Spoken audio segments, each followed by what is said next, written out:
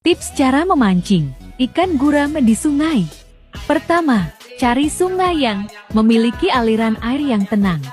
Kedua, pilih joran yang memiliki sensitivitas yang cukup tinggi dan daya lempar yang cukup jauh.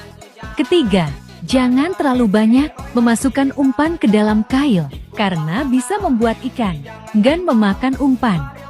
Keempat, ikan guram biasanya lebih aktif mencari makan di pagi atau sore hari. Kelima, selalu perhatikan kondisi lingkungan sekitar sungai, seperti arus air, cuaca, dan keberadaan predator lainnya. Tips memancing ikan apalagi nih? Komen di bawah. Jangan lupa follow